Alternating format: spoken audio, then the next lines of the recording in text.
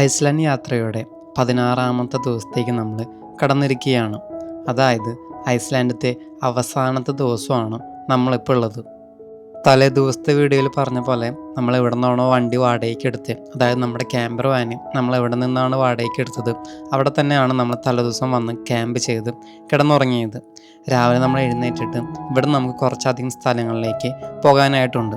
അപ്പം അതിന് മുന്നേ ആയിട്ട് നമ്മൾ നേരെ അവിടെയുള്ള ഒരു കോമൺ സ്പേസിൽ വന്ന് ബ്രേക്ക്ഫാസ്റ്റൊക്കെ കഴിച്ച് പോകാനുള്ള കാര്യങ്ങളൊക്കെ റെഡിയാക്കിക്കൊണ്ടിരിക്കുകയാണ്. നമ്മൾ ഇന്ന് കാണാൻ പോകുന്ന സ്ഥലം മൊത്തം റെക്കവിക് സിറ്റിയുടെ, അതായത് നമ്മുടെ ഈ ക്യാമ്പർ വാനെ വാടകയ്ക്ക് കൊടുക്കുന്ന സ്ഥലത്തിന് അടുത്ത് തന്നെയാണ്. അതുകൊണ്ട് തന്നെ കുറേ അധികം ദൂരം നമുക്ക് യാത്ര ചെയ്യേണ്ടതായിട്ടില്ല. സമയം ഇപ്പോൾ രാവിലെ ഏകദേശം 5 മണി 6 മണി സമയമായിട്ടുണ്ട് കേട്ടോ. തലേ ദിവസം തന്നെ നമ്മളിവിടെ വന്നതുകൊണ്ട് നമ്മുടെ ലഗേജും കാര്യങ്ങളൊക്കെ നമ്മൾ ഓൾറെഡി പാക്ക് ചെയ്ത് വെച്ചിട്ടുണ്ട്. അതുകൊണ്ട് നമുക്കൊരു ലാസ്റ്റ് മിനിറ്റ് റഷ് ഒഴിവാക്കാനായിട്ട് പറ്റും. ആ ഒരു സമയം ഉപയോഗിച്ചിട്ട് കുറച്ച് സ്ഥലം കൂടി കറങ്ങാനായിട്ടാണ് നമ്മൾ ഈ രാവിലെ എഴുന്നേറ്റ് പോകുന്നത്. വേലികൾ തീർത്ത പല രാജ്യങ്ങളുടെയും അതിർത്തികൾ നമ്മൾ കണ്ടിട്ടുണ്ടാവും. അതുപോലെ തന്നെ വേലികൾ തീർക്കാത്ത രാജ്യങ്ങളുടെ അതിർത്തികളും നമ്മൾ മുന്നേ കണ്ടിട്ടുണ്ട്. എന്നാലേ ഈ ലോക രാജ്യങ്ങളെല്ലാം സ്ഥിതി ചെയ്യുന്ന ആ വലിയ കോണ്ടിനെൻറ്റ്സ് ഉണ്ടല്ലോ, അവ തമ്മിൽ ചേരുന്ന ആ ഒരു അതിർത്തി കാണാനായിട്ട് പറ്റുന്ന സ്ഥലങ്ങൾ ഈ ഭൂമിയിൽ വളരെ കുറവാണ്. അങ്ങനെ സാധിക്കുന്നൊരിടമാണ് ഐസ്ലാൻഡിലെ നമ്മളിപ്പോൾ എത്തിയിരിക്കുന്ന ഈ ഒരു സ്ഥലം. നമ്മളിപ്പോൾ കണ്ടുകൊണ്ടിരിക്കുന്നത് സിംഗോൾസ് ആണ്. നമ്മൾ ഈ കാണാൻ വന്ന സാധനം ഇതല്ല. നമ്മൾ കാണാൻ പോകുന്ന അട്രാക്ഷനെ സാധൂകരിക്കുന്ന ചില ഭൂമിയിൽ കാണുന്ന ചില പ്രതിഭാസമാണ് സിംഗോൾസ്. പോകുന്ന വഴിക്ക് പലയിടങ്ങളിലായിട്ട് നമുക്ക് ഈ സിംഗോൾസ് കാണാനായിട്ട് പറ്റും. ഈ മണ്ണിൻ്റെ കട്ടി കുറയുക അല്ലെങ്കിൽ ചില ഭൂമിക്കുലുക്കൊക്കെ ഉണ്ടാകുമ്പോൾ മണ്ണ് താഴത്തേക്ക് പതിഞ്ഞു പോകുന്നതാണ് ഈ സിംഗോൾസ്. നമ്മളങ്ങനെ ഭൂഖണ്ഡങ്ങൾ ചേരുന്ന അതിരിലേക്ക് എത്തിക്കൊണ്ടിരിക്കുകയാണ്. നമ്മളിപ്പോൾ കറൻ്റ്ലി നിൽക്കുന്നത് യൂറേഷ്യൻ പ്ലേറ്റിലാണ്. അതായത് നിരവധി യൂറോപ്യൻ രാജ്യങ്ങളൊക്കെ ഉൾപ്പെടുന്ന യൂറേഷ്യൻ പ്ലേറ്റിലാണ് നമ്മളിപ്പോൾ സ്ഥിതി ചെയ്യുന്നത്. ഇനി നമ്മൾ കയറാൻ പോകുന്നത് ഈ ഒരു പാലത്തിലേക്കാണ്. ഈ ഒരു പാലം കയറുമ്പോൾ തന്നെ ചിലർക്ക് മനസ്സിലായി കാണും, ഇനി നമ്മൾ പോകുന്നത് നോർത്ത് അമേരിക്കൻ പ്ലേറ്റിലോട്ടാണ്. ഈ പാലത്തിൻ്റെ അടിയിൽ കാണുന്ന ഈ ഒരു വിടവാണ് ഈ ഒരു ഭൂഖണ്ഡത്തെ വേർതിരിക്കുന്ന ഗ്യാപ്പ്. കാണുമ്പോൾ ചെറിയൊരു ഗ്യാപ്പായിട്ട് തോന്നാമെങ്കിലും ഈ ഒരു ഗ്യാപ്പിന് വളരെയധികം ദൂരം ആഴമുണ്ട്. മണ്ണിടിഞ്ഞത് കൊണ്ടാണ് അല്ലെങ്കിൽ ചില പ്രകൃതി പ്രതിഭാസങ്ങൾ കൊണ്ടാണ് ഈ ഭാഗങ്ങൾ വലിയ ആഴമില്ലാതെ നമുക്ക് കാണുന്നത്. പാലത്തിലൂടെ സഞ്ചരിച്ച് നമ്മളിപ്പോൾ എത്തിയിരിക്കുന്നത് അമേരിക്കയും കാനഡയും പോലെ 23-ൽ പരം രാജ്യങ്ങൾ സ്ഥിതി ചെയ്യുന്ന നോർത്ത് അമേരിക്കൻ പ്ലേറ്റിലാണ്. നോർത്ത് അമേരിക്കൻ ഭൂഖണ്ഡത്തിൽ എത്തിയതിൻ്റെ ഭാഗമായിട്ട് നമ്മളെ വെൽക്കം ചെയ്തിട്ട് അവിടെ ഒരു സൈൻ ബോർഡെല്ലാം ഉണ്ട്. നമ്മുടെ ഇന്ത്യ സ്ഥിതി ചെയ്യുന്നത് ഇന്ത്യൻ പ്ലേറ്റിലാട്ടോ. അതിൽ ഇന്ത്യ മാത്രമല്ല, ഇന്ത്യ, ബംഗ്ലാദേശ്, ശ്രീലങ്ക, മാൽദീവ്സ്, ഭൂട്ടാൻ, നേപ്പാൾ, അങ്ങനെ കുറച്ച് രാജ്യങ്ങളും ഇന്ത്യൻ പ്ലേറ്റ്സിലുണ്ട്. അതുപോലെ തന്നെ നോർത്ത് അമേരിക്കൻ പ്ലേറ്റ്സിലും കുറച്ച് രാജ്യങ്ങളും, അതുപോലെ തന്നെ യൂറോഷ്യൻ പ്ലേറ്റിലും കുറച്ച് രാജ്യങ്ങളൊക്കെ ഉണ്ട്. കണക്കുകൾ പ്രകാരം ലോകത്തിലെ ഏറ്റവും വലിയ ഭൂഖണ്ഡം പസഫിക് പ്ലേറ്റ് ആട്ടോ. നമുക്കിനി നേരെ കോണ്ടിനെൻറ്റ്സിനെ വിഭജിക്കുന്ന ആ ഒരു ഗ്യാപ്പിലോട്ട് നടന്നു പോകാം. ഭൂമിയിലെ ഭൂരിഭാഗം കോണ്ടിനെൻറ്റ്സിൻ്റെയും, അതായത് ഭൂഖണ്ഡത്തിൻ്റെയും അതിരുകൾ സമുദ്രത്തിൻ്റെ താഴെയാണ് സ്ഥിതി ചെയ്യുന്നത്. അതുകൊണ്ട് തന്നെ ഭൂമിക്ക്, അതായത് ഭൂപരിതലത്തിൽ നമുക്കിതുപോലെ കാണാനായിട്ടുള്ള സ്ഥലങ്ങൾ വളരെ കുറവാണ്. ഭൂഖണ്ഡങ്ങൾ അതിര് പങ്കിടുന്ന സ്ഥലമായതുകൊണ്ട് തന്നെ ഇവിടെ ധാരാളം ഭൂമികുലുക്കങ്ങളൊക്കെ റിപ്പോർട്ട് ചെയ്തിട്ടുണ്ട്. നിങ്ങൾ ആരെങ്കിലും ഭൂഖണ്ഡങ്ങൾ തമ്മിൽ അതിര് പങ്കിടുന്ന ഇതുപോലത്തെ സ്ഥലങ്ങൾ വിസിറ്റ് ചെയ്തിട്ടുണ്ടെങ്കിൽ അത് ഏത് രാജ്യത്താണെന്നും എവിടെയാണെന്നൊന്ന് കമൻറ്റ് ചെയ്യേ. എൻ്റെ ഐസ്ലാൻഡ് സീരീസ് കണ്ടു തുടങ്ങിയ ആൾക്കാർക്ക് തുടക്കത്തിലുള്ള വീഡിയോയിൽ നമ്മൾ ഇതുപോലത്തെ ഒരു ഇടത്തിൽ, അതായത് നോർത്ത് അമേരിക്കൻ പ്ലേറ്റും യൂറേഷ്യൻ പ്ലേറ്റും തമ്മിൽ വേർതിരിക്കുന്ന ആ ഒരു ഗ്യാപ്പിൽ സ്നോർക്കലിംഗ് ചെയ്തതായിട്ട് ഓർക്കുന്നുണ്ടോ? ആ ഒരു തണുത്ത വെള്ളത്തിൽ നമ്മൾ ആ സ്ഥലം മൊത്തമായിട്ട് കണ്ട് ആ വെള്ളത്തിലൂടെ നമ്മൾ സ്നോർക്കൽ ചെയ്ത് പോയിട്ടുണ്ടായിരുന്നു. അത് ഇതിനേക്കാളും വലിയൊരു അനുഭവമായിരുന്നു കേട്ടോ. ഐസ്ലാൻഡിൽ വരുന്നവർ എന്തായാലും ആ ഒരു സിൽഫ്ര സ്നോർക്കലിങ് മിസ് ചെയ്യാതെ കമ്മിറ്റ് ചെയ്യണം. ശരിക്കും ആ ബ്രിഡ്ജ് കയറാതെ തന്നെ നമുക്കൊരു സ്ഥലം എക്സ്പ്ലോർ ചെയ്യാനായിട്ട് സാധിക്കും. എന്നിരുന്നാലും കോണ്ടിനെൻറ്റ്സ് തമ്മിലുള്ള ആ ഒരു ഗ്യാപ്പ് മനസ്സിലാക്കുന്നതിനും ബാക്കിയുള്ളവർക്ക് ഇതിൻ്റെ ഒരു പ്രാധാന്യം മനസ്സിലാകാൻ വേണ്ടിയിട്ടാണ് ഉയർന്നു നിൽക്കുന്ന ആ 2 പ്ലേറ്റുകൾക്കിടയിൽ ഒരു ബ്രിഡ്ജൊക്കെ പണിത് ബ്രിഡ്ജ് ബിറ്റ്വീൻ കോണ്ടിനെൻറ്റ്സ് എന്നൊക്കെ പേര് കൊടുത്ത് ഐസ്ലാൻഡ് ഈ ഒരു സ്ഥലത്തെ സംരക്ഷിച്ചു പോകുന്നത്. സമയം ഉണ്ടായിരുന്നുകൊണ്ട് തന്നെ കുറച്ചു നേരം കൂടി നമ്മളവിടെ ചുറ്റും നടന്നൊക്കെ കാണാമെന്ന് വിചാരിച്ചു. പക്ഷേ ഇവിടെ നടക്കുമ്പോൾ ഈ സിങ്കോൾസ് എപ്പോൾ വേണമെങ്കിലും രൂപപ്പെടാനുള്ള സാധ്യത വളരെ കൂടുതലാണ്. ഞങ്ങളുടെ നടക്കുമ്പോൾ തന്നെ ചെറിയ ചാറ്റൽ മഴയൊക്കെ ഉണ്ടായിരുന്നു. നമ്മുടെ കയ്യിൽ റെയിൻ കോട്ട്സും കാര്യമായിട്ടൊന്നും ഉണ്ടായിരുന്നില്ല. കാരണം നമ്മളെല്ലാം തലേദിവസം തന്നെ പാക്ക് ചെയ്ത് വെച്ചുകൊണ്ട് നമ്മുടെ കയ്യിലുണ്ടായിരുന്ന ഡ്രസ്സിൻ്റെയും ജാക്കറ്റ്സിൻ്റെ ഒക്കെ അവൈലബിലിറ്റി വളരെ കുറവായതുകൊണ്ട് തന്നെ ഞങ്ങൾ തിരിച്ച് അടുത്തൊരു സ്ഥലത്തേക്ക് പോകാനായിട്ട് വാനിൻ്റെ അടുത്തേക്ക് തിരിച്ചു നടന്നു. തിരിച്ചു പോയതും നമ്മൾ വന്ന അതേ പാലത്തിലൂടെ തന്നെയാണ്. ഈ പാലത്തിന് നടുക്കായിട്ടും ഒരു സൈൻ ബോർഡ് വെച്ചിട്ടുണ്ട്. അതായത് ഈ രണ്ട് ഗ്യാപ്പിൻ്റെയും പേര്, അതായത് നോർത്ത് അമേരിക്കൻ പ്ലേറ്റും റൈറ്റ് സൈഡിൽ യുറേഷ്യൻ പ്ലേറ്റും തമ്മിലുള്ള ആ ഒരു വ്യത്യാസം മനസ്സിലാക്കാനായിട്ട് ആ ഒരു സൈൻ ബോർഡും അവിടെ വെച്ചിട്ടുണ്ട്. അങ്ങനെ അവസാനത്തെ കുറച്ച് വീഡിയോസും കൂടി എടുത്തിട്ട് നമ്മൾ നേരെ നമ്മുടെ വാൻ പാർക്ക് ചെയ്ത സ്ഥലത്തേക്ക് പോയിക്കൊണ്ടിരിക്കുകയാണ്. നമ്മൾ അതിരാവിലെ വന്നതുകൊണ്ട് തന്നെ ഈ ഒരു സ്ഥലത്ത് വേറെ ആരും തന്നെ ഉണ്ടായിരുന്നില്ല. എന്നാലും നമ്മൾ തിരിച്ചു പോകുന്ന സമയമായപ്പോഴേക്കും നമ്മുടെ ക്യാമ്പർ വാന് പാർക്ക് ചെയ്ത സ്ഥലത്തും കുറച്ചധികം വണ്ടികൾ വേറെ വന്ന് കിടക്കുന്നതൊക്കെ ആയിട്ട് നമ്മൾ ശ്രദ്ധിച്ചു. ഐസ്ലാൻഡിലെ അവസാനത്തെ ദിവസത്തെ യാത്ര ഇനിയും തുടർന്നുകൊണ്ടിരിക്കുകയാണ്. നമ്മളിനി പൊയ്ക്കൊണ്ടിരിക്കുന്നത് മറ്റൊരു വലിയ പ്രതിഭാസം കാണാൻ വേണ്ടിയിട്ടാണ്. ഐസ്ലാൻഡ് എന്ന രാജ്യം അറിയപ്പെടുന്നത് തന്നെ കാറ്റിൻ്റെ പേരിലും അതുപോലെ തന്നെ വെള്ളത്തിൻ്റെ പേരിലും പിന്നെ തീയുടെ പേരിലുമാണ്. ഇന്നത്തെ ദിവസം ഒഴിച്ച് നമ്മൾ ഇതുവരെ നടത്തിയ യാത്രയിലെ കാറ്റിൻ്റെയും അതുപോലെ തന്നെ വെള്ളത്തിൻ്റെയും ഒക്കെ പല പ്രതീകങ്ങൾ നമ്മൾ കണ്ടു. ഇതുവരെ നമുക്ക് തീ അതിൻ്റെ എക്സ്ട്രീം ലെവല് എക്സ്പീരിയൻസ് ചെയ്യാനായിട്ട് സാധിച്ചിട്ടില്ല. അതെ, അങ്ങനെ നമ്മൾ ഐസ്ലാൻഡിലത്തെ അവസാനത്തെ ദിവസം ആ തീയും കൂടി എക്സ്പീരിയൻസ് ചെയ്യാൻ വേണ്ടി പോവുകയാണ്. അതെങ്ങനെയാണ് എക്സ്പീരിയൻസ് ചെയ്യാൻ പോകുന്നതെന്നല്ലേ നിങ്ങൾ ചിന്തിക്കുന്നത്? അഗ്നിപർവ്വതങ്ങളുടെ രാജ്യം എന്നറിയപ്പെടുന്ന ഐസ്ലാൻഡിലെ ഈ തീയും പുകയൊക്കെ വളരെ സർവ്വസാധാരണമാണ്. അങ്ങനെ കുറച്ച് മാസങ്ങൾക്ക് മുന്നേ പൊട്ടിയ ഒരു അഗ്നിപർവ്വതം ഇപ്പോൾ വളരെ നോർമലായിട്ടുണ്ട്. ആ ഒരു അഗ്നിപർവ്വതം നേരിട്ട് അടുത്ത് കാണാനായിട്ടാണ് നമ്മളിപ്പോൾ പോയിക്കൊണ്ടിരിക്കുന്നത്. നമ്മളീ പോയിക്കൊണ്ടിരിക്കുന്ന റോഡിൻ്റെ ഇരുവശവും കറുത്ത കളറിലായിട്ട് നിങ്ങൾ കാണുന്നില്ലേ? ഈ കാണുന്ന ഒന്നും മണ്ണല്ല കേട്ടോ, അഗ്നിപർവ്വതം പൊട്ടി ഒലിച്ച് വന്ന ലാവയാണ് ആ കിടക്കുന്നത്. അതിൻ്റെ സൈഡിലായിട്ട് ഒരു മണ്ണ് കൂട്ടിയിട്ട് ഒരു അതിര് കാണുന്നില്ലേ?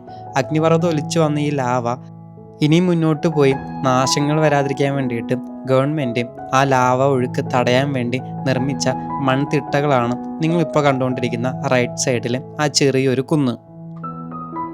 റൈറ്റ് സൈഡിൽ ഈ കാണുന്ന മൺതിട്ട കഴിയുന്നിടത്ത് നിങ്ങൾ റൈറ്റിലോട്ട് നോക്കിക്കഴിഞ്ഞാൽ കുറച്ച് വീടുകളൊക്കെ നിങ്ങൾക്ക് കാണാനായിട്ട് സാധിക്കും. ഇപ്പോൾ നിങ്ങൾക്ക് മനസ്സിലായി കാണും എന്തുകൊണ്ടാണ് ഈ മൺതിട്ട ഗവൺമെൻറ് അവിടെ കൊണ്ടുപോയി പണിതിരിക്കുന്നത് എന്നുള്ളത്. ഈ മൺതിട്ടകളൊക്കെ അഗ്നിപർവ്വതം പൊട്ടിയതിനു ശേഷം കൊണ്ടുപോയി വയ്ക്കുന്നതല്ല കേട്ടോ. സാങ്കേതിക വിദ്യകളുടെ സഹായത്താൽ ഏതൊക്കെ അഗ്നിപർവ്വതങ്ങൾ എപ്പോഴൊക്കെ പൊട്ടും എന്നുള്ളൊരു കണക്ക് ഐസ്ലാൻഡിലത്തെ ഗവൺമെൻറ്റിനുണ്ട്. ഇങ്ങനെ പൊട്ടുന്ന അഗ്നിപർവ്വതങ്ങൾ ഏതൊക്കെ ദിശയിലാണ് ഈ ലാവ ഒഴുകുന്നതെന്നൊക്കെ കണക്ക് വെച്ചിട്ടാണ് ഈ മൺതിട്ടകൾ ഗവൺമെൻറ് പണിയുന്നത്. അവസ്ഥ മോശമാവുന്നതിനനുസരിച്ച് ഇവിടെ താമസിക്കുന്ന ആളുകളെ ഗവൺമെൻറ് മറ്റൊരു സ്ഥലത്തേക്ക് മാറ്റി പാർപ്പിക്കാറുമുണ്ട്. ഇതൊക്കെ കേൾക്കുമ്പോൾ നമുക്ക് വളരെ ഭയാനകമായിട്ട് തോന്നിയിട്ടുണ്ടെങ്കിലും ഐസ്ലാൻഡിലെ ആളുകൾക്കും ഇത് വളരെ നോർമലായൊരു കാര്യമാണ്. യൂട്യൂബിലൊക്കെ തപ്പിക്കഴിഞ്ഞാൽ ഐസ്ലാൻഡിലെ അഗ്നിപർവ്വതങ്ങളുടെ സമീപത്തൊക്കെ സ്ഥാപിച്ചിരിക്കുന്ന ക്യാമറകളുടെ ലൈവ് വ്യൂ നമുക്ക് കാണാൻ സാധിക്കുന്നതാണ്.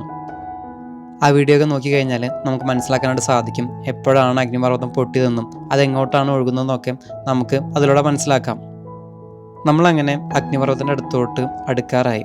പുറത്ത് മഴ കനത്തുകൊണ്ടിരിക്കുകയാണ്. അതുകൊണ്ട് തന്നെ ഭക്ഷണം കഴിച്ചിട്ട് മല കയറാമെന്നാണ് ഞങ്ങൾ പ്ലാൻ ചെയ്തിരിക്കുന്നത്. അതിൻ്റെ ഭാഗമായിട്ട് ഭക്ഷണം കുക്ക് ചെയ്യാൻ വേണ്ടിയിട്ട് കാര്യങ്ങൾ മുന്നോട്ട് പോയിക്കൊണ്ടിരിക്കുകയാണ്. ഐസ്ലാൻഡ് യാത്രയുടെ ഭാഗമായിട്ട് നമ്മൾ ടേസ്റ്റി നിബിൾസിൻ്റെ കുറച്ച് ഇൻസ്റ്റൻറ്റ് ഫുഡ് മേടിച്ചിട്ടുണ്ടായിരുന്നല്ലോ. അത് നമുക്ക് പോകുന്നതിന് മുന്നേ തന്നെ തീർക്കേണ്ടതായിട്ടുണ്ട്. ഇന്ന് നമ്മൾ ഭക്ഷണത്തിനായിട്ട് ബട്ടർ ചിക്കൻ ഗ്രേവിയും അതുപോലെ തന്നെ ഗീ റൈസും ആണ് കഴിക്കാനായിട്ട് പോകുന്നത്. കൂട്ടത്തിൽ നമ്മുടെ കയ്യിലിനി ബാക്കിയിരിക്കുന്ന ഫുഡിൻ്റെ അളവൊക്കെ നമ്മൾ നോക്കി വെച്ചിട്ടുണ്ട്. നമുക്കത് ഇന്ന് തന്നെ തീർക്കേണ്ടതായിട്ടുണ്ട്. നമ്മളിപ്പോൾ ഈ കാണാൻ പോകുന്ന അഗ്നിപർവ്വതം കുറച്ച് അകലെ അങ്ങ് ദൂരെയായിട്ടാണ് സ്ഥിതി ചെയ്യുന്നത്. അതുകൊണ്ടാണ് നമ്മൾ പോകുന്നതിന് മുന്നേ ഭക്ഷണം കഴിക്കാമെന്ന് തീരുമാനിച്ചത്. അങ്ങനെ ഏകദേശം ഭക്ഷണമൊക്കെ കഴിച്ച് കഴിഞ്ഞിട്ട് നമ്മൾ പുറത്തോട്ട് ഇറങ്ങി. ഇപ്പോഴാണെങ്കിൽ മഴയുടെ അളവ് കുറച്ച് കുറഞ്ഞിട്ടുണ്ട്. ഈ പൊട്ടിയ അഗ്നിപർവ്വതം കാണാനായിട്ട് നിരവധി പേരാണ് വന്നുകൊണ്ടിരിക്കുന്നത്. അവർക്കായിട്ട് പ്രത്യേക പാർക്കിംഗ് സൗകര്യങ്ങളൊക്കെ ഇവിടെ ഒരുക്കിയിട്ടുണ്ട്. ഈ അഗ്നിപർവ്വതം കാണാനായിട്ട് പോകേണ്ട വഴിയെപ്പറ്റിയും എങ്ങനെയാണ് പോകേണ്ടതെന്നൊക്കെ സംബന്ധിച്ച് അവിടെ വലിയ സൈൻ ബോർഡുകളൊക്കെ വെച്ചിട്ടുണ്ട്. യാത്രയുടെ തുടക്കത്തിൽ വളരെ ഈസി ആയിരുന്നെങ്കിൽ പോകെ നമ്മൾ പോകേണ്ട വഴിയൊക്കെ വളരെ ഹാർഡായിട്ട് ഫീൽ ചെയ്തായിരുന്നു. പെട്ടെന്നുള്ള കയറ്റങ്ങളും വളവുകളൊക്കെ നമ്മൾ പെട്ടെന്ന് അവശനാക്കി മാറ്റിയായിരുന്നു. കൂടെ നല്ല തണുത്ത കാറ്റും നമ്മളെ നല്ല രീതിക്ക് ബുദ്ധിമുട്ടിച്ചു കൊണ്ടിരുന്നായിരുന്നു. അങ്ങനെ കുറേ നേരത്തെ ഹൈക്കിങ്ങിന് ശേഷം അഗ്നിപർവ്വത സ്ഫോടനം കഴിഞ്ഞ് ഒഴുകി വന്ന ലാവയുടെ മുന്നിലാണ് നമ്മളിപ്പം എത്തിയിരിക്കുന്നത്. ഈ പുക കണ്ട് നിങ്ങളാരും പേടിക്കണ്ട കേട്ടോ. അത് ആ ലാവയിൽ നിന്ന് വരുന്നൊന്നല്ല. അത് അവിടുത്തെ കാലാവസ്ഥയുടെയോ അല്ലെങ്കിൽ മഞ്ഞിൻ്റെ ഒക്കെ ഭാഗമായിട്ടുണ്ടാകുന്ന ഫോഗാണ്. നമ്മളീ കാണുന്ന ലാവയൊക്കെ ഉറച്ച് ഇപ്പം പാറ പോലെ ആയിരിക്കുകയാണ്. എന്നിരുന്നാലും ആ ലാവയുടെ മുകളിലൂടെ നടക്കാനായിട്ട് ആരും പ്രോത്സാഹിപ്പിക്കാറില്ല. നിങ്ങളിപ്പോൾ കാണുന്നില്ലേ ആ കറുത്ത കളറിൽ കാണുന്ന, അതെ, ആ ലാവ ആ മലയുടെ ഇടയിൽ കൂടെ ഒഴുകി വന്ന വഴിയാണ് നിങ്ങളിപ്പോൾ കാണുന്നത്. എൻ്റെ ലൈഫിൽ ആദ്യമായിട്ടോ ഞാൻ അഗ്നിപർവ്വതം കാണാൻ പോകുന്നതും അഗ്നിപർവ്വത സ്ഫോടനത്തിന് ശേഷം ഉണ്ടായ ലാവ ഒഴുകിയ ഇത്തരം വഴികളൊക്കെ എൻ്റെ കണ്ണിലൂടെ കാണുന്നതും. ചെറിയ രീതിക്ക് ഭയമൊക്കെ തോന്നുമെങ്കിലും ഇനി അവിടെ ഒരു അഗ്നിപർവ്വതം അടുത്ത കാലത്തൊന്നും പൊട്ടാനായിട്ട് സാധ്യമില്ലാത്തത് കൊണ്ടാണ് സഞ്ചാരികളെ ഇത്തരം സ്ഥലങ്ങളിലോട്ട് ഗവൺമെൻറ് കടത്തിവിടുന്നത്. ആ ഒരു ഉറപ്പിലാണ് ഞങ്ങൾ ആ അഗ്നിപർവ്വത സ്ഫോടനം നടന്ന ആ ഒരു സ്പോട്ടിലോട്ടുള്ള യാത്ര മുന്നിലോട്ട് നടക്കുന്നത്. ഏപ്രിൽ 1, 2025 നടന്ന ഈ അഗ്നിപർവ്വത സ്ഫോടന സ്ഥലത്തോട്ട് ഞങ്ങൾ 1 മാസം കഴിഞ്ഞാണ് ഇപ്പോൾ ഈ സന്ദർശനം നടത്തിയിരിക്കുന്നത്. ലൈഫിൽ യാദൃശ്യമായി നടക്കുന്ന അഗ്നിപർവ്വത സ്ഫോടനങ്ങളും കാണാൻ പറ്റുന്നത് വലിയ അത്ഭുതമായിട്ടൊക്കെ ആളുകൾ കാണുന്നുണ്ട്. അങ്ങനെ കാണുന്ന നിരവധി പേര് ആ ഒരു സമയത്തും ഐസ്ലാൻഡിലെ ഈ ഒരു പ്രദേശത്തേക്ക് പല രാജ്യങ്ങളിൽ നിന്നും ഒഴുകിയെത്തിയിരുന്നു.